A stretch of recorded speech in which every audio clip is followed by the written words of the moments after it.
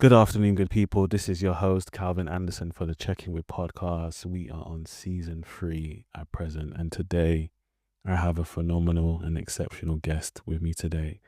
This person is a psychotherapist, a writer, and the founder of Innate Counselling and Psychotherapy. She specializes in emotional healing, grief, and personal growth, blending therapeutic insight with lived experience to support others on their recovery or on their journey of recovery.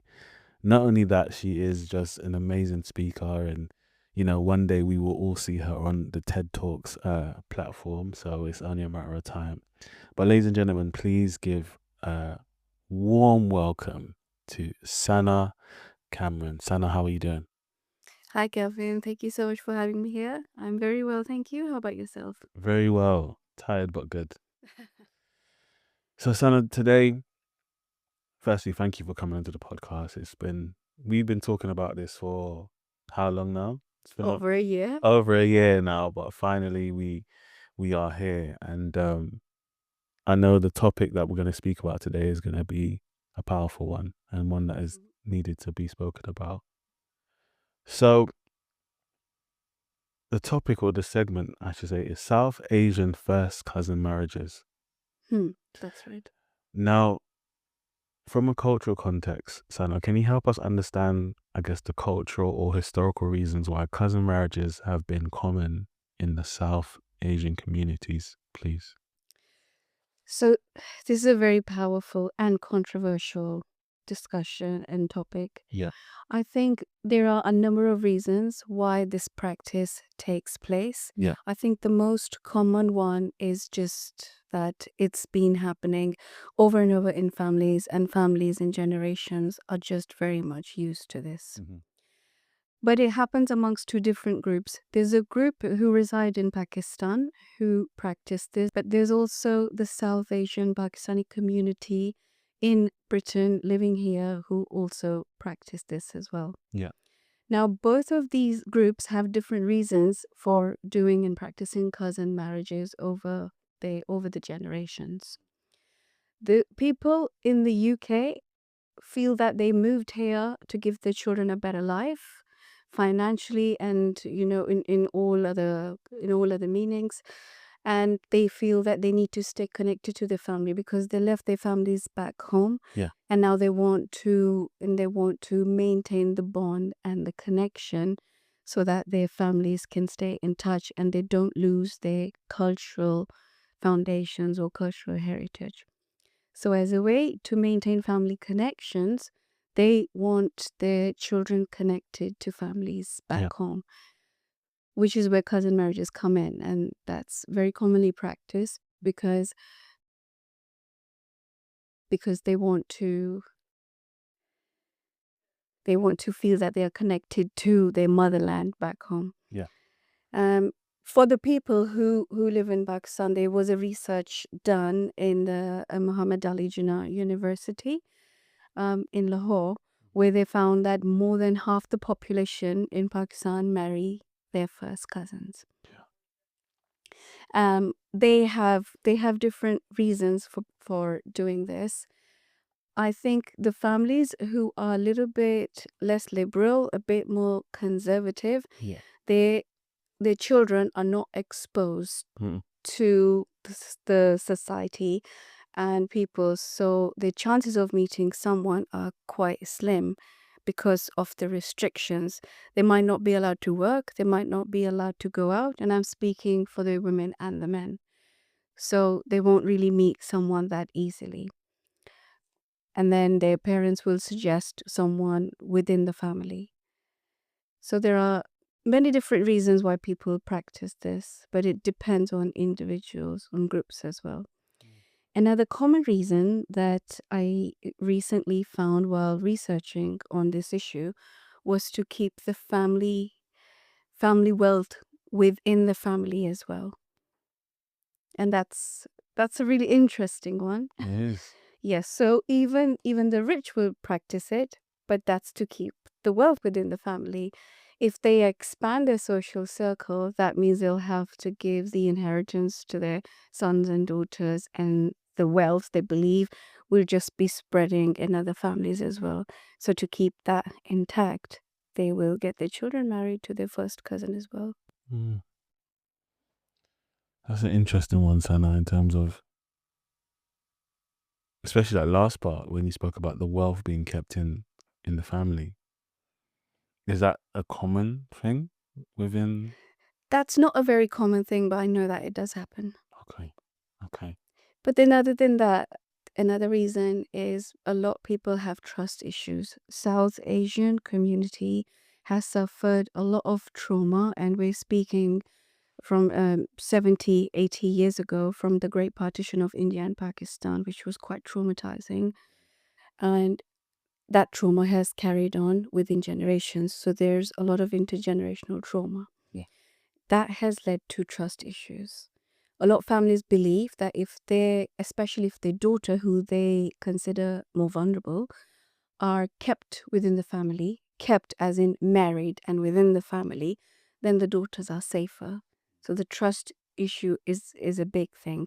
They don't trust that their daughter will be happy if she married a complete stranger and moved to a different country. Mm. And I guess for me, Sana, is the trauma aspect is because of the trauma. Is that the reason for such marriages to happen? Because I guess outside of the community, everyone else isn't really trusted. So is that one of the reasons why there are the first cousin marriages, because of the trauma that you spoke of that happened so long ago and maybe still happening today? Well, I do think trust issue is a big thing in the South Asian community. And that naturally then, leads people and families to think that if their children are kept within family, they will be looked after. But then there's a twist to that. They are also expected to look after their in-laws slash family as well.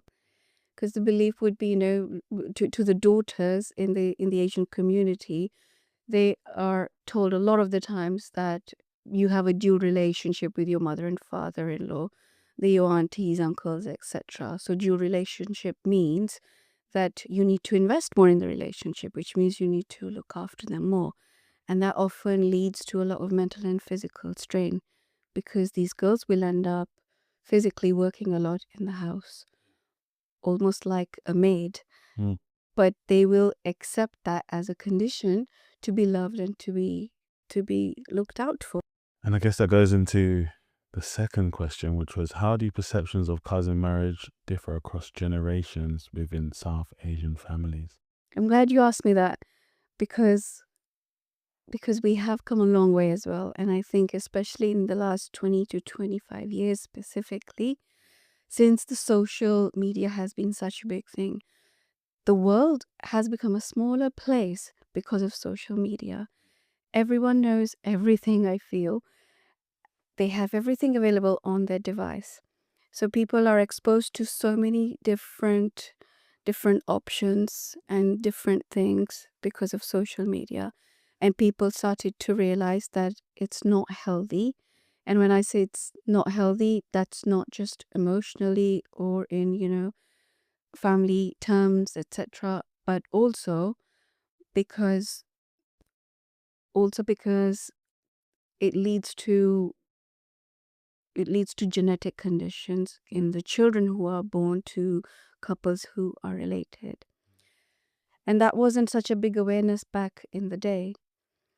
It's always happened what happens is when you repeat cousin marriages within the same family more than more than 3 to 4 generations, you start to repeat the genes, the recessive genes.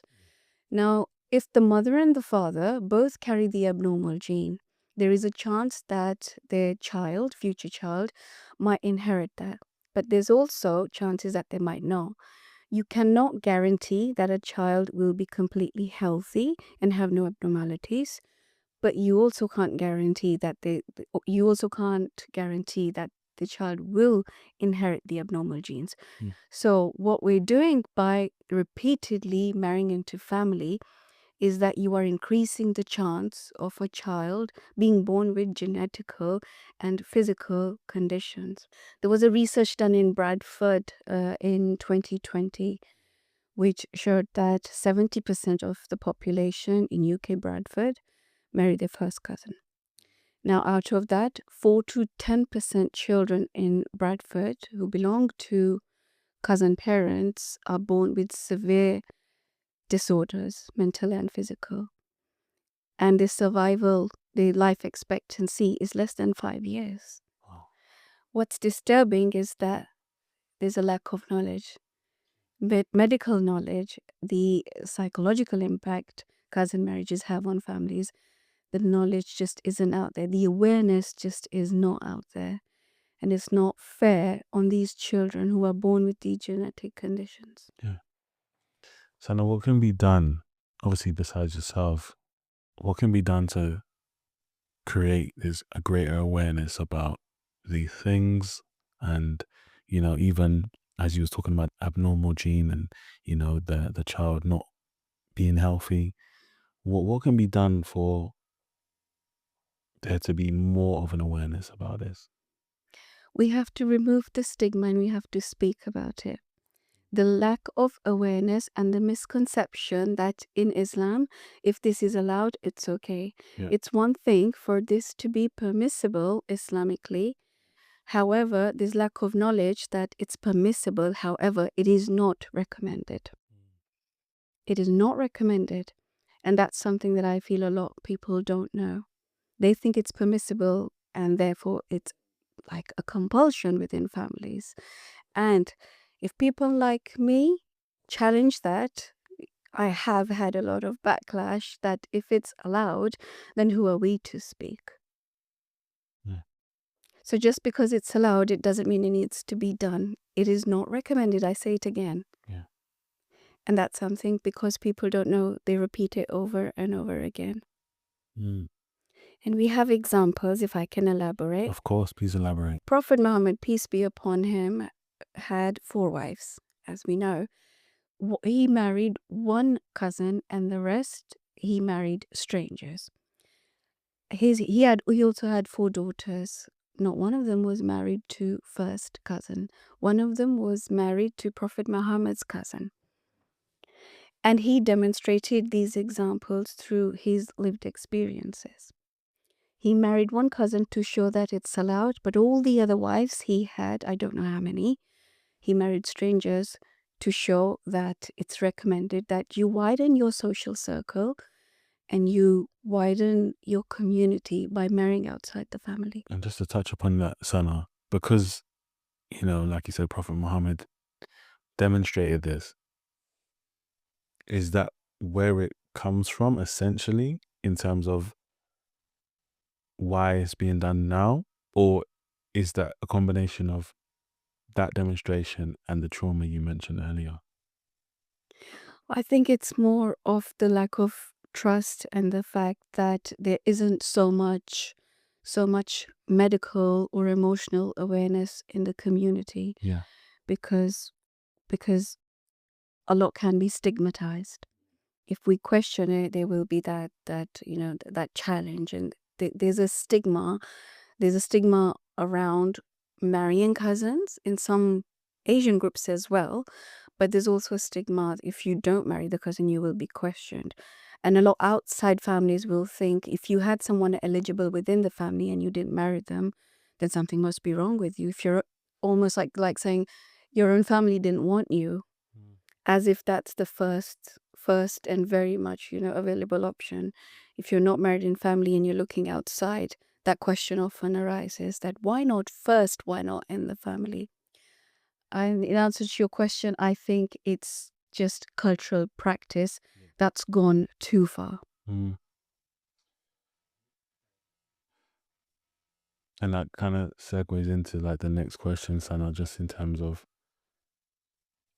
I guess, the impact it would have on the individual mentally and psychologically. And maybe you can unpack this for us further in terms of, I guess, the mental health perspective, where I want to ask you, what are some of the psychological or emotional impacts you've seen in clients who are navigating cousin marriages? So I've seen two groups, one who are being pressurized into marrying their cousins, and one group who are already in cousin marriages. And the difference is not huge, it's not miles apart. The people who are being pressured, they feel they feel they don't really have a life of their own. Their voice is being taken away from them. Mm. And it's really disheartening as a therapist for me to see them feel that they can't really reach their real authentic self because of the conditions of worth Mm. that are placed on them. That if they marry within family, they're obedient.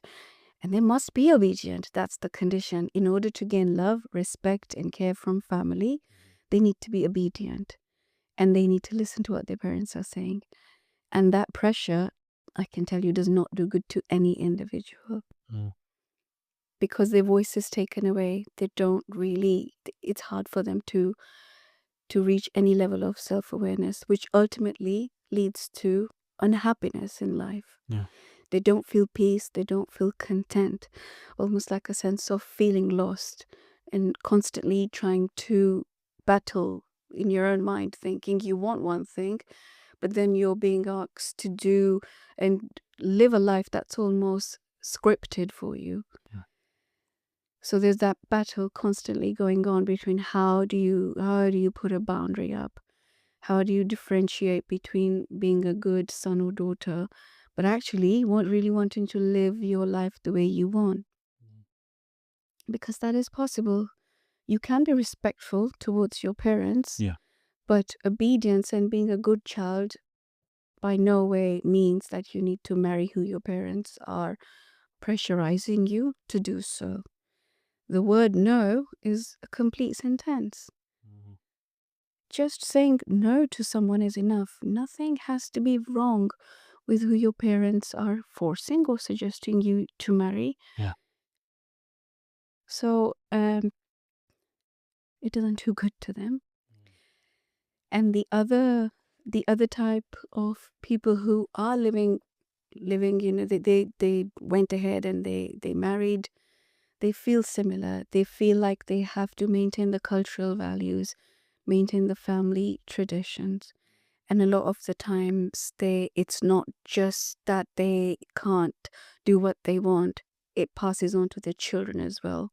Because they are always hearing that we've got a dual relationship with you and your children as well, so we have more say.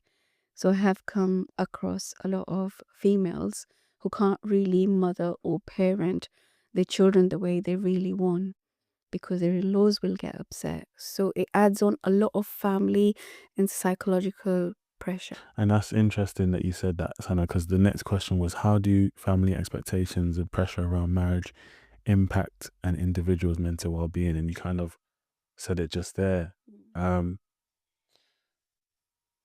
I'm wondering, Sana, just if I segue a little bit, is obviously not to go into too much depth, but when you are working with these individuals, what's what's your process? Like, what is it that you're,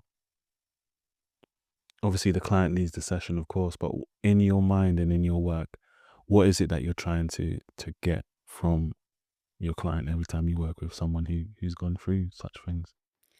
I'm with their journey and I'm supporting them to understand how they truly feel. It's one thing to get them to help them realize what they truly want, but that can be, like in different directions. Some individuals who are being pressured into it might realize that, this isn't something they can go through. I'm helping them come to terms with reality through building their self-esteem and self-awareness and really getting them to realize, will they be able to go through a life that's been scripted for them, Yeah. that's being forced upon them? People who have gone through it, I feel it's my job to, the client is at the center of therapy. Some of these clients might want to work on acceptance that this is the life that they want to go ahead with. They don't want to part ways with their family, or the cousin that they have been pressured into marrying. So some people actually will continue being a couple, being a married couple. Yeah. So it's my job to help them come to some level of comfort Yeah.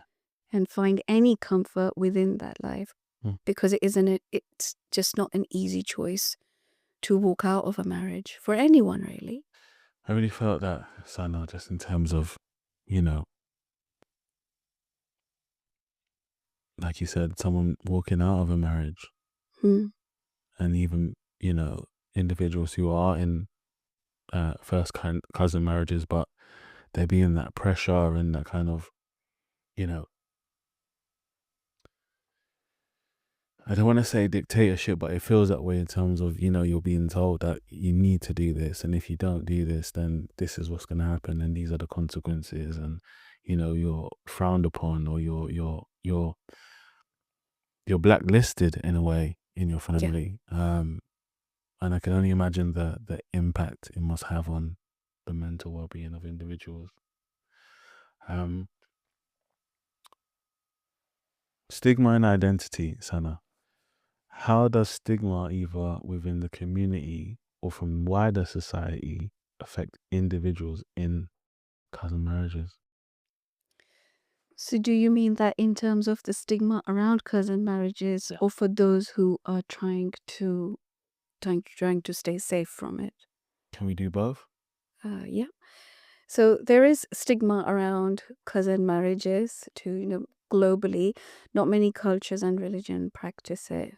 Um, the stigma would be that some will, it's a strong word that I'm going to use, but some will consider it like an incest. Yeah.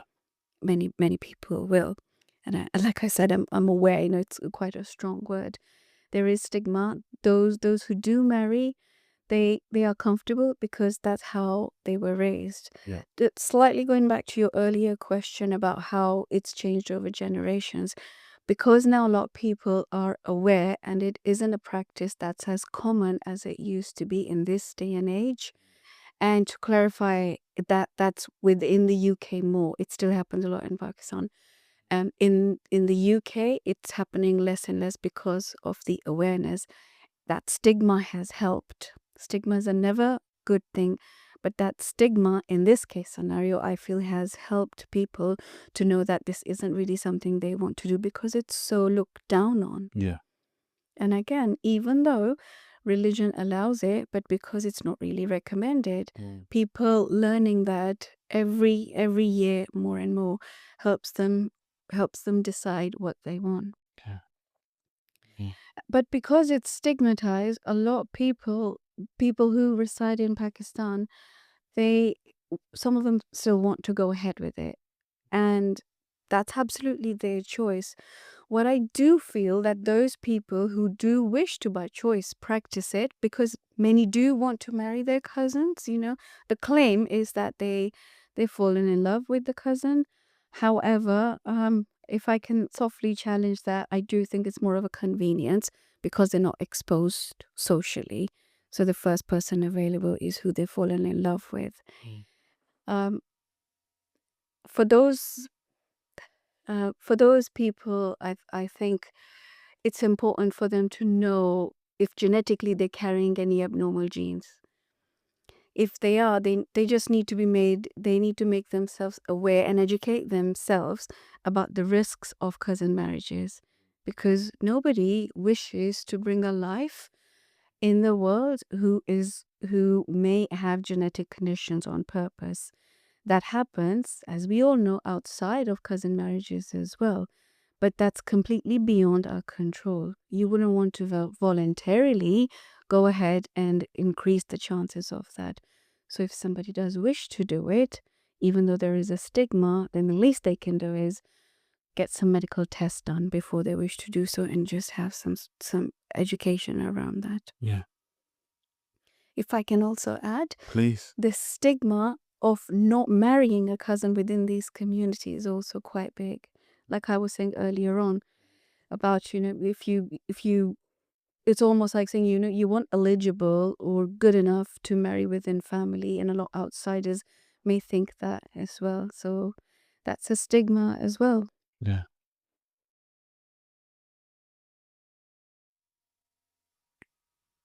Just listening to you is and I'm obviously learning as well, is and I think everything stood up, but there's one thing that keeps coming back to me is the exposure in terms of, they haven't been exposed socially, so they have to go with someone within the family because that's who they're around, or that's who they've said that they've fallen in love with. Um, Yeah. why, and maybe you can unpack this for me further, Sana, is why aren't many South Asians exposed socially? Like, what is that about? Is that a cultural thing where everything needs to be like tight knit and close together, or what is that? Would you say? I think that takes me back to the trauma we were discussing earlier on, because there has been a lot of trauma, intergenerational trauma along the way. So many people just feel that there's a sense of safety by just staying in the family. Just marry your first cousin, and a lot of people think you're guaranteed a married life. However, they miss the point that a happy married life, is not a guarantee for anyone. Mm, mm, It does highlight to me often that in Britain, a lot of parents pressurize their children because they've left something behind. They left their country behind. They want to stay in touch and connected. mm, And then that pressure will be added that we have done. And these are things that I've heard from real people, yeah. that we have done X, Y, and Z for your better life by bringing you here. Almost like saying you owe us that. It's almost like asking your children to repay you for bringing them to the world or for giving them a good life. Whereas they're very much due right. You bring a child into the world, you look after them, you give them what they want, and you don't ask for a repayment. They're not your extensions. Yeah. They are they are individuals. They have their own identity, and they need that room to grow. They need that freedom to choose anything, whether that's what degree they want to do, what subject they wish to take at school, and absolutely who they marry is supposed to be an individual's choice. And in Islam, it is forbidden to force your children or to emotionally manipulate or blackmail them into doing anything, let alone forcing them into a marriage, because that leads to a lot of psychological damage. It's not recommended. And if any family puts their son or daughter through a forced marriage, I question that whether that marriage is even valid or not, because marriage in any religion and culture is the acceptance of the heart, that you want to be with someone. If that acceptance is missing, signing a paper, I'm not really sure if that's valid. But I do know for a fact that Islamically it's forbidden. So much to unpack, Sana. Mhm. And you've probably answered this question as well, is, or maybe you can even go even deeper. What challenges do people face when they want to break from this tradition? That's a really interesting topic, and we definitely can go deeper. I think they get a lot of negativity, a lot of hatred, even from the family. Mm, Definitely a lot of emotional blackmail and manipulation mm, that will be used.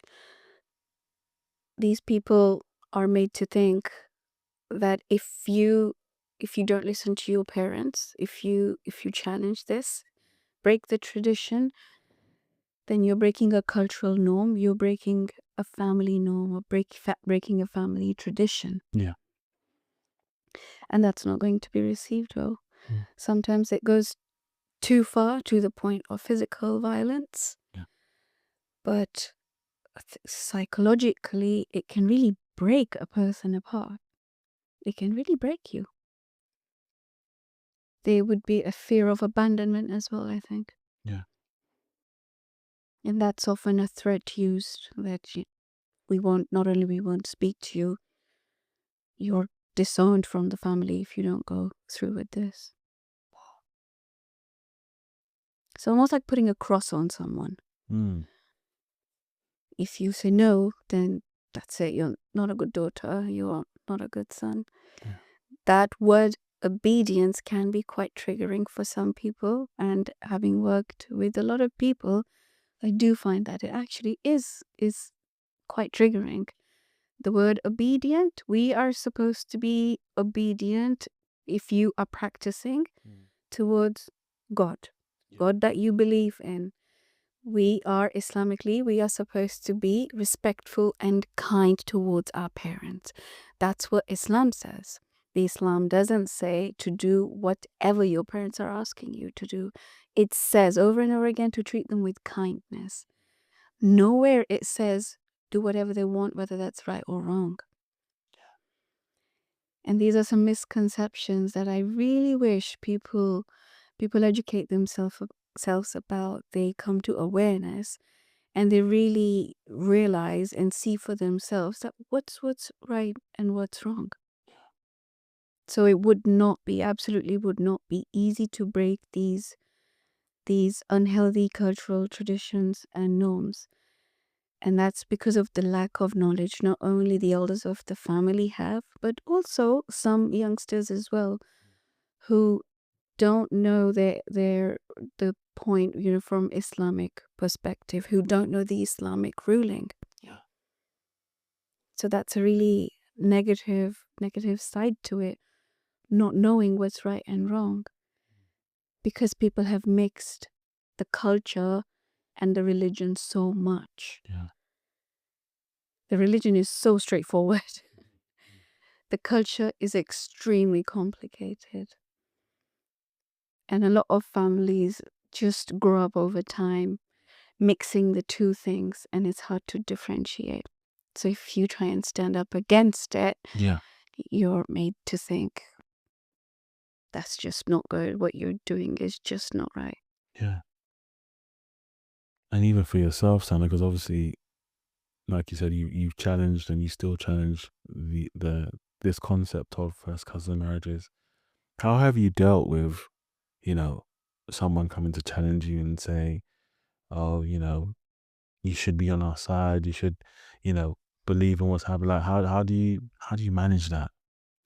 I'm very open to a healthy conversation, Yeah. and I'm very open to saying my part, expressing my knowledge, my opinion. Yeah. I mean, I'm open to the fact that, yes, I may be missing something, and I'm open to hearing their opinion about it. What I really want to do is I want to raise awareness, which is why I'm always happy to have a conversation with anyone who may wish to challenge me, because I think that's what's important. Because of the stigma, the Asian community doesn't really want to talk about practicing of cousin marriages and why they do it, but they do it. So it's contradicting their actions and statements a bit, which is why speaking about it openly and just categorizing things that, oh, hold on, this is what families think, this Yeah. is what culture says, this is what religion says. What are we doing here? And let's look at it from a mental health, psychological point of view as well. Yeah. Let's look at everything, not just what our parents ask us to do, or even if, like I was saying, even if an individual wishes to marry their first cousin by choice. So interesting because I'm floating between the psychological impact it has on the parents who've come from back home, and obviously are used to this practice, used to this tradition, now coming to the UK, having children, their children growing up, and then being the psychological impact that the child has in terms of, okay, this is what you need to do. You want to get married. This is how it's done in our family, and I guess just in some ways it feels like it's both psychological kind of thoughts and concepts are at the end of each scale, because you have first generation who are this is what it is. This is what we do. There's no change. We're not going to change anything, and we're going to bring what was done at home to where we are now. And then you've got the children who are growing up here, obviously exposed to UK life, not back home, and they want to get married, what they want to do on their own terms, but then being told, no, if you do this, then we kind of have to disown you. It sounds like a lot, Sana. It's very unsettling, isn't it? Yeah. Yeah.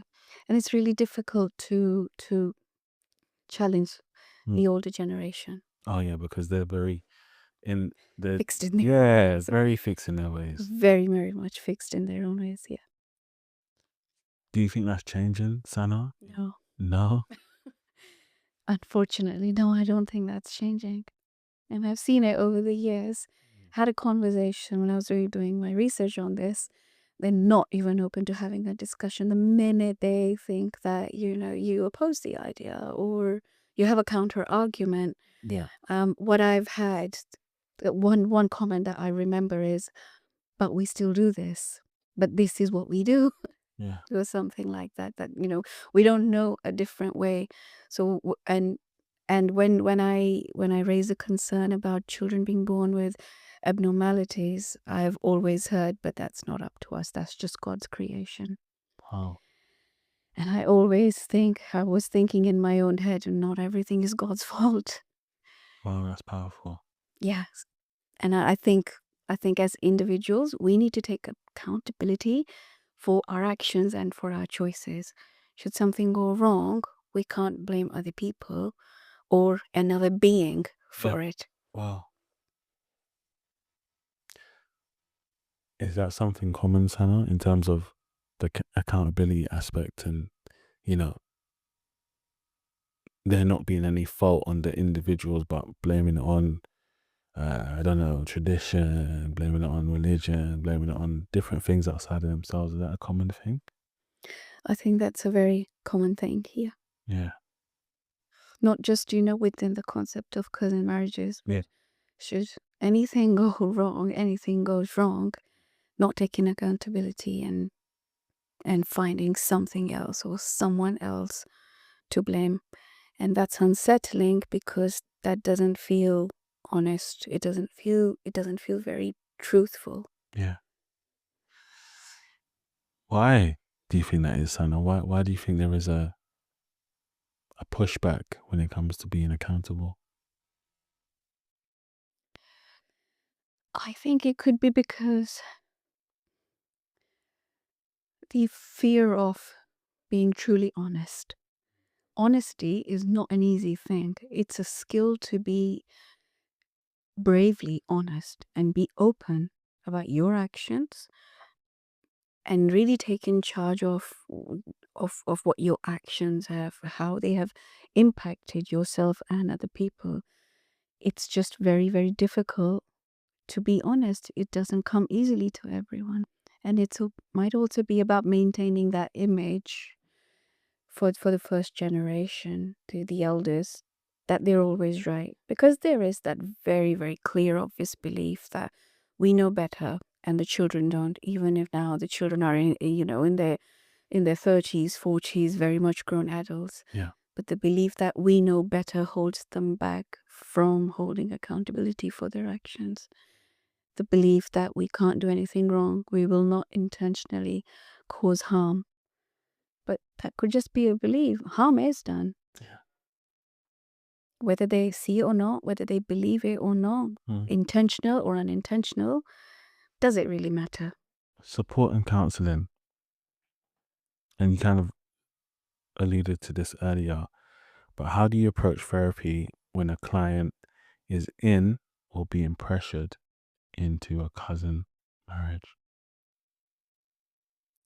I will ask them a couple of questions. Yeah. How do they anticipate their life if they did go through it? Do they think they can get through life? Yeah. And how would life look like? That's the main question. How will life look like? What do they think they will gain out of it? Wow. What do they think they will lose on? What part of themselves are they going to lose? Will they lose freedom? Will they lose the right or choice to feel what they truly feel? And that brings up a lot for me, just in terms of what you said. And what are they afraid to lose? Yeah. And it must be so, I guess, sitting with you, and because you are so calm and welcoming, that you must have some sessions where they completely just break down or really kind of allow themselves to feel things, because it's such a heavy weight just from hearing everything that you've explained. And from a religious standpoint, from a cultural standpoint, from a traditional standpoint, from the family perspective, and all those different lenses, and everyone that's involved in someone else's life, and dictating that this is how it should be. That's so much to bear. It is. And a lot of things go unseen, Yeah. unsaid. Because often what happens is such marriages, such forced marriages, they often lead to all kinds of abuse. Mm. But that abuse is not seen as abuse, really. What's it seen now? It's seen as a normality. These things happen, the comments will be, these things happen, between couples and families. I don't think there's a clear understanding of what abuse actually is. And abuse is not okay. Any kind of abuse towards a man or a woman or anyone else. Yeah. How does one identify that what they're receiving is abuse, even though it may be told that it's something else by someone, by an individual or whoever it is? How does one know that? Obviously, there's the felt sense, of course, but how does one know fully that, okay, this is what I'm actually receiving, and I don't really like how this makes me feel? Like how do they know this is abuse? Yeah, how do they know? I don't think that word abuse often comes up for people who are actually going through abuse. It's almost like a fog or a cloud over the way you think or your mind. You don't think of it when you're going through abuse. You don't really know you're going through abuse until often it goes too far. Yeah. And other people get involved, whether that's people with authority or family or friends. A lot of people going through abuse don't really realize it, because it could be because of the way they are raised, what's being taught. It might be the way that they've experienced the older generations, and that's become normal. Yeah. Because the comment I've very often heard, personal and professional life, is that we went through it too, so it's okay to go through it. And that's not okay. Because someone else has gone through a trauma or hardship in life doesn't mean that the younger generations are also okay to go through that. Why can't we work on changing that?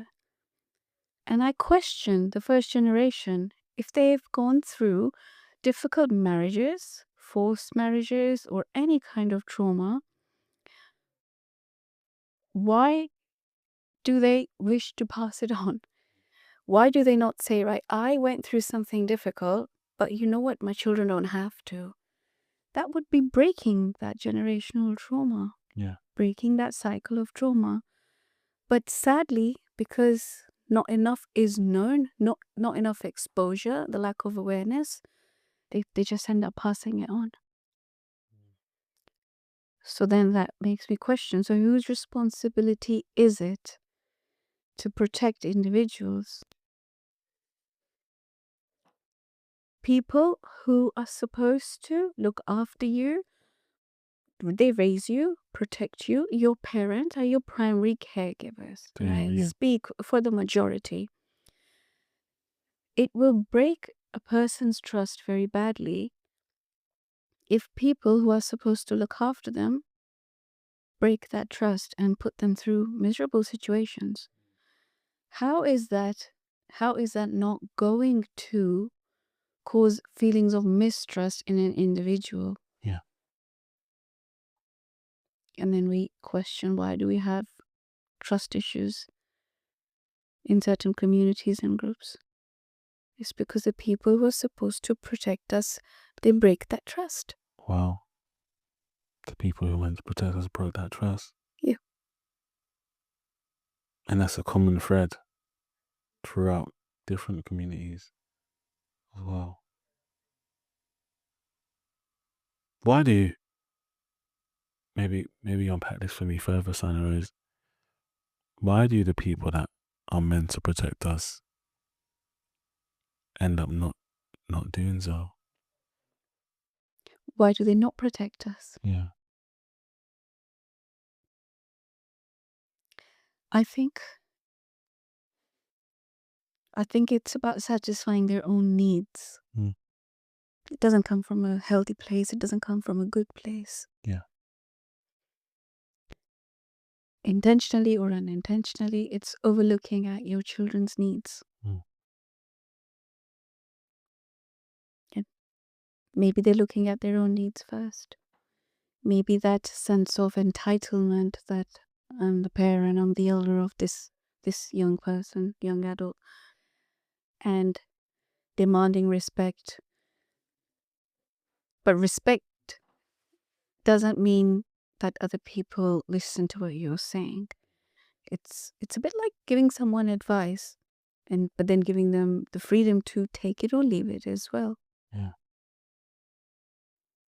And I don't know why respect, authority, parenthood is all connected to being listened to, of never giving, of not saying no, not allowing your children to be opinionated, not allowing them to speak their own mind. It's considered as an argument or disobedience, standing up to your parents. Whereas these things can also be healthy discussions, Yeah. a healthy debate, even perhaps. Mm-hmm. But it isn't really seen like that. Yeah. If you stand up and challenge these cultural norms, it's considered disrespectful.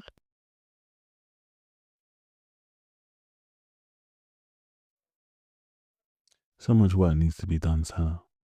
Or so much more work needs to be done to, like you said, create a greater awareness, and also let individuals know who might be going through these things that there is support and there is help.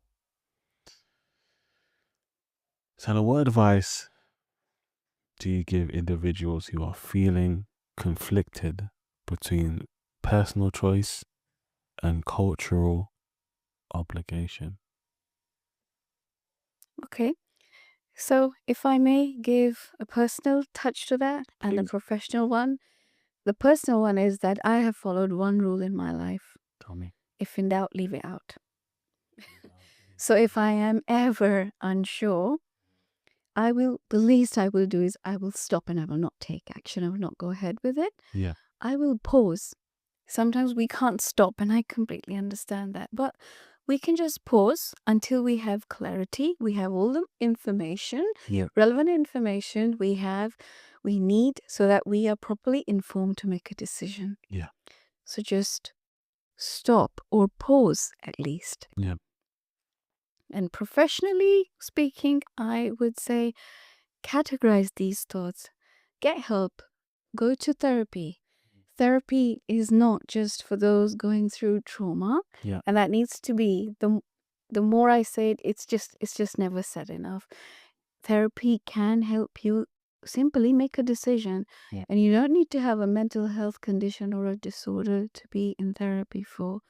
I often dip in and out of therapy, every couple of years, because a lot of thoughts have come up and I need a safe space to share them so that I can categorize them, move forward in a healthy way.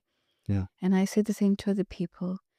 They can speak to a professional who can offer unbiased opinion, who will not give them advice.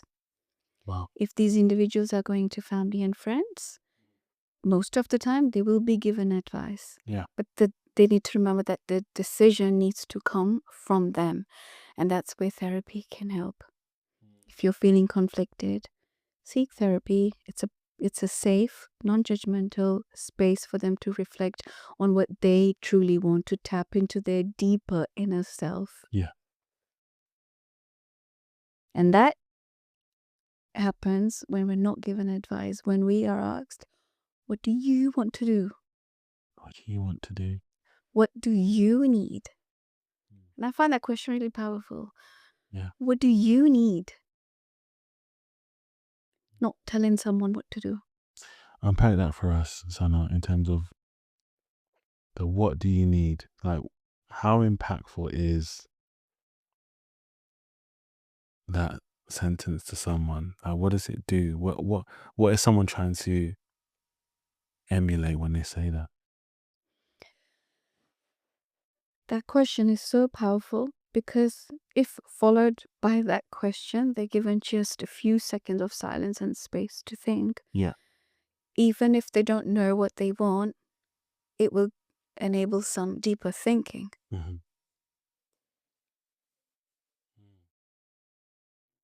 No, you need your.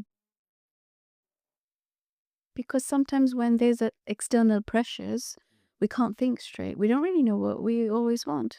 Individuals don't always know. The thoughts get other people's thoughts, and external influences can sometimes be very empowering and louder than our own internal thoughts. Yeah. Which is why it brings me back to that same point. Just pause for a while so that all the external voices can slow down. It's like reducing the volume of a radio or music when a lot is going on. And just take time to think, what is it that you want truly? What is it that you want truly?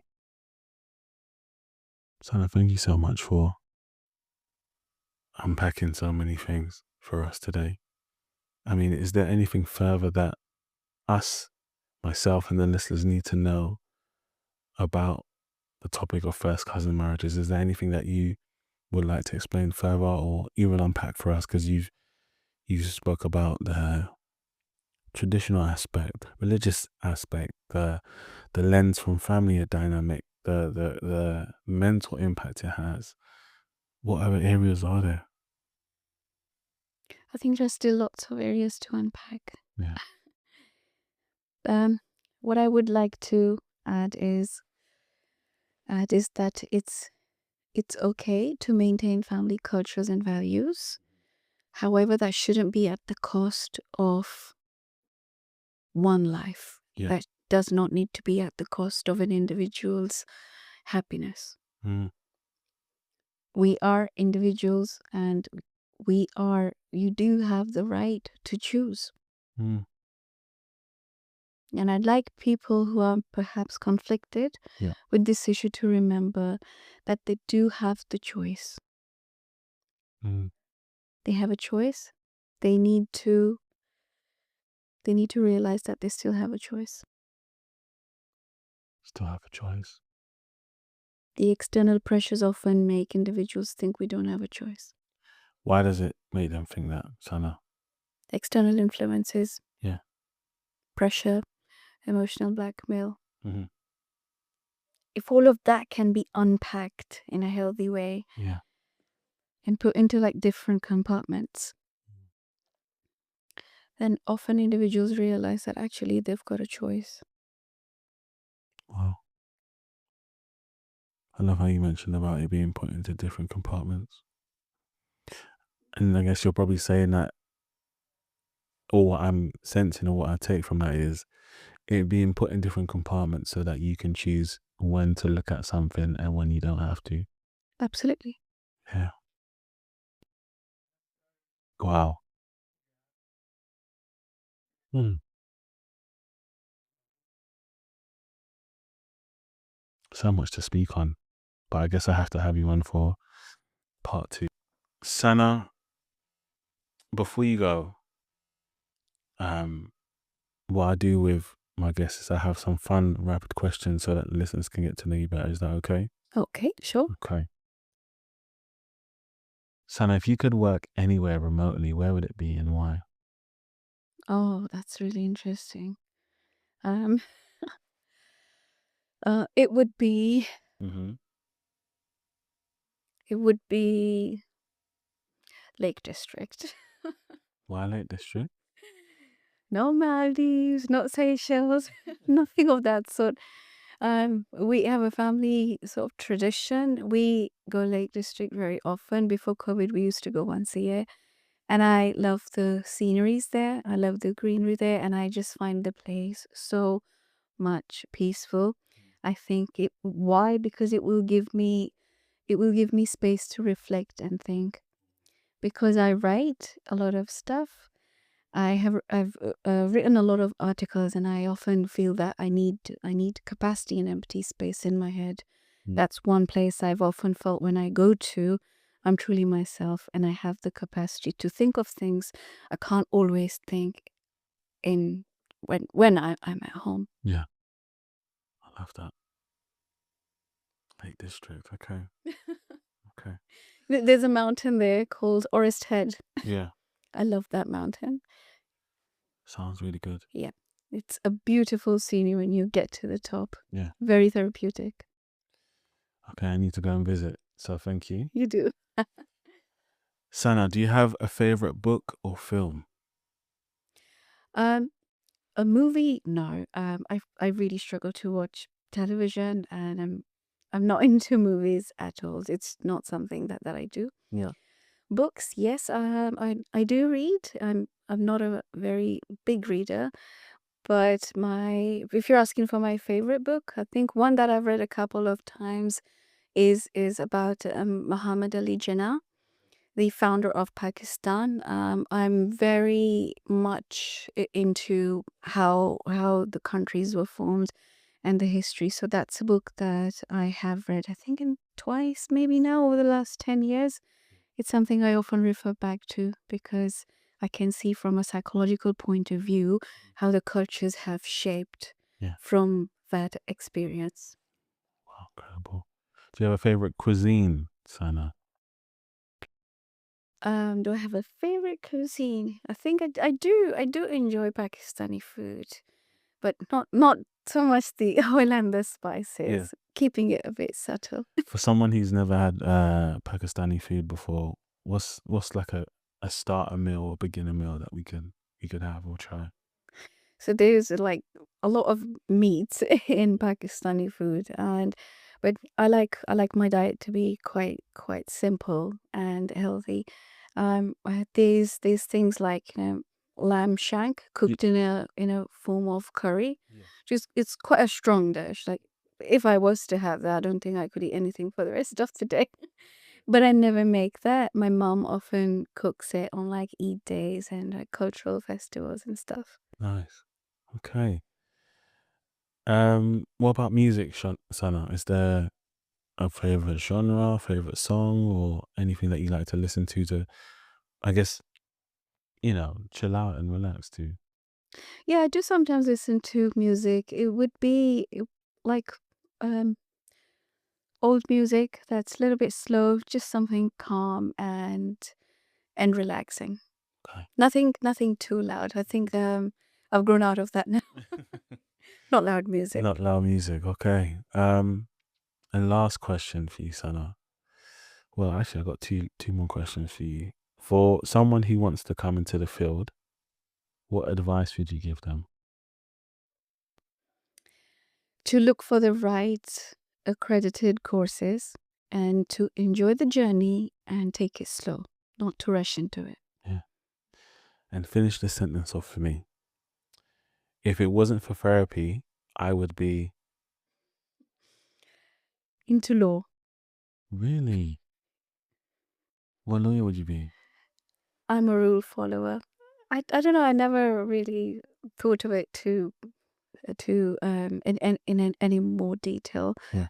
But I like to follow rules, and I think rules give us discipline, and I think discipline is a very important part of life. So now someone's heard you today and they want to reach out and have a conversation with you. What's the best way for someone to contact you? They can email me, or they can go on our website. Yeah. And get in touch. What is the website? Sorry. The website is innate counselling and psychotherapy.co.uk, or my address as well, sana.kamran@innatetherapy.co.uk. And I'll make sure to place all these links in your episode once we publish as well. That would be good. The website's a bit mouthful, so yes, please. All good. Sana, has been an honor to host you today, and I have to have you back on. Is that okay? Absolutely, yes. And Okay. thank you so much for having me come and speak on the platform. You have given me an opportunity to share my opinion and to help me share knowledge with people. So thank you for that. No, thank you. Ladies and gentlemen, I have been your host, Calvin Anderson. We have had the incredible Sana Kamran with us today, and please check out her website, check out the work she's doing. She's doing so many great things. She's doing courses as well, and her knowledge and insight is limitless. I mean, you heard her speak about the topic today, but there's so much more to her, and I would just say just keep a close eye on what she's doing. TED Talks in what year are we in? 2025, 2026.